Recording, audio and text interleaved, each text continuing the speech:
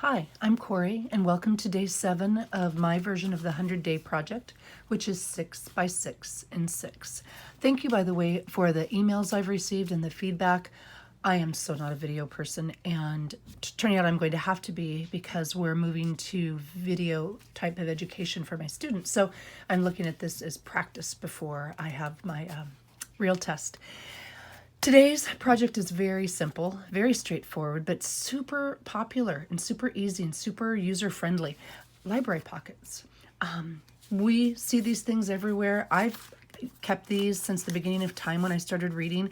I used to keep track of when I read what and how much I read in a certain night and one of these traditional library pocket cards. We can buy them everywhere. Teacher supply stores, Amazon. They come in colors, they come with decorative edges, they come with decorative patterns, they come in straight tops, they come in curved tops, they come in larger sizes, they come in smaller sizes, they come as utensil holders. They're everywhere, and the reason is they're really convenient. They're easy to use, they're super quick to make, and nice little storage system, regardless if you're a junk journaler or a scrapbooker or you plan or you make cards or you send gift cards, whatever, these come in handy. And I measured them and I found that most of them are, I mean, obviously there's exceptions, but most of the standards ones are 3.5 by 5, which, thank you, Sonia, are 9 centimeters by about 12.5 centimeters.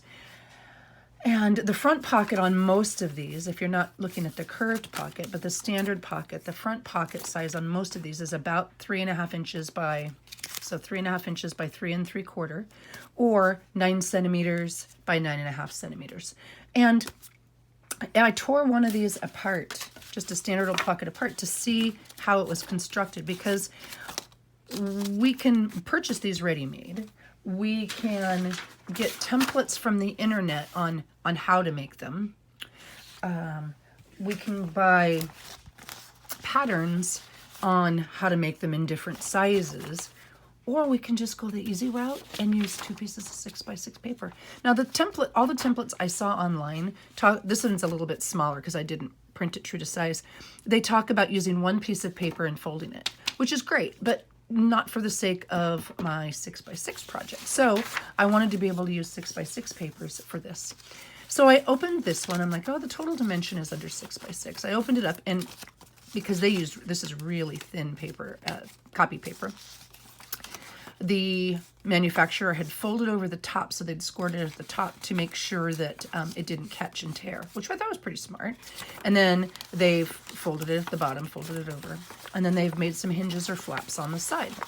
And so I started to trace this, and I thought, well, that stinks, because again, it's one piece that's ultimately longer than 6 by 6, and I got to do these curves and these straight lines, and I've got to make some kind of funky cuts, and I didn't want to do that. So I started playing with it a little bit, and I decided to use 2 pieces of 6 by 6 paper to make a pocket, and I'll show you how to do that.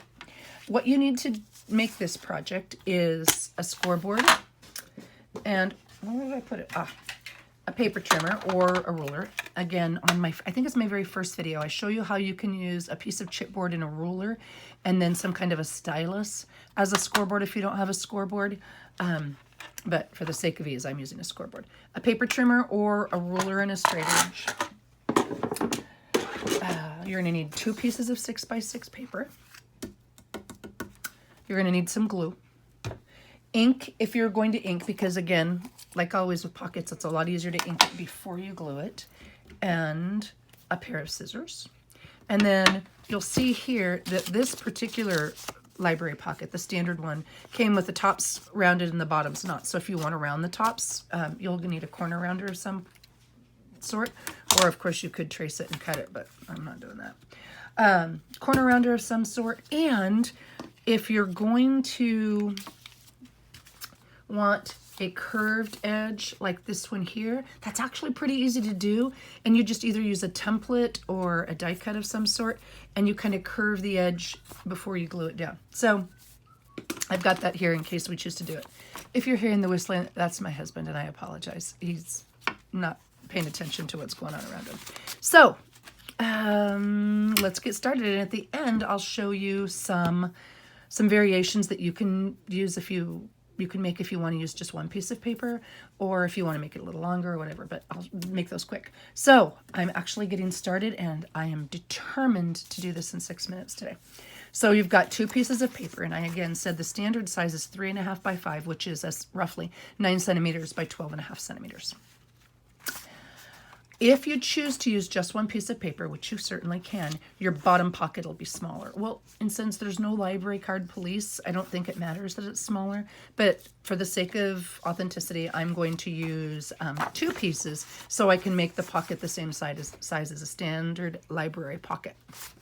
All right, so your first piece, you are going to cut at 5 inches and 3 5/8 inches. Because the long size is 5.5, and 5 inches by 3 3/8 inches is also 12.5 centimeters by 8.7 centimeters. So those are the dimensions I'm going to be using. So this is non-directional, so it doesn't really matter which side I cut. 5 inches, okay, and 3 3/8 inches. 3 3/8. Okay, so there's my first piece cut, and I'm going to put the scraps aside just in case I want to use them later. The second piece, this one is sort of directional. It's, do you want your stripes horizontal or vertical? And you cut this one at 4 1/8 inch, and I am going to do, I don't care, it doesn't matter. I'm going to cut this one at 4 1/8 and 4 1/4. Did I cut that to 4 1/8? Yes, I did. Okay, and then 4 1/4 inches, which translates to 10.4 centimeters and 10.8 centimeters. So those are your dimensions, and that's all you're cutting. This is your back piece, or the where did I put it? This is the back side of your pocket. Okay, so I'm just going to leave that alone and push it off to the side, and then I've got to make 3 score lines on this one. The first score line is at 3/8 of an inch, which is 1 centimeter. I thought that was kind of cool. Now, you certainly can if you want to score it at 1/4, but I don't feel like that gives you enough heft or enough space for a good fold. So that's why I go with 3/8. And again, you're going to fold back, so you want your pattern side up. And this one is my 4 1/8 piece, which is my longer piece, actually. Because remember, you did 4 1/4 and 4 1/8. And the 4 1/8 size is the size that goes this way, goes up your pocket. So, yes, I want to score this at front side down. I want to score it at 3/8 inch, which is 1 centimeter. And I want to score it at 3 7/8, which is 10 centimeters, okay?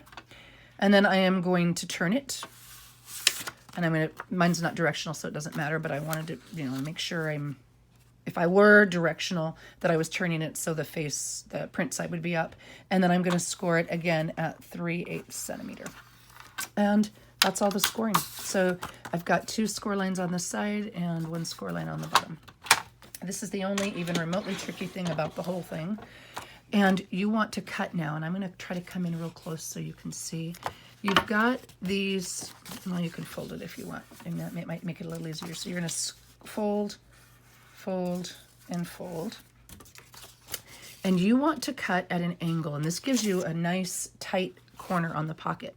You want to touch the bottom where your score line intersects. Can you see it in there? That's where you want to cut. You want to cut at an angle right across that, so that just the very bottom triangle is all that's left. Your point is right here. And then you're going to do that on the other side as well. Maybe I'll do it with the light. Okay. And then you can fold it and see if you did it right. You can fold it right now before you glue anything down. Ah, yeah, look, I've got tight, neat corners. And that's really what you want.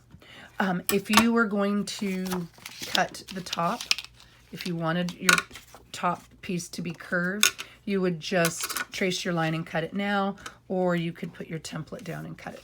I'm going to leave this one straight. Again, if you were going to ink, You can just ink your top right now, and the rest you can ink later, and that's it.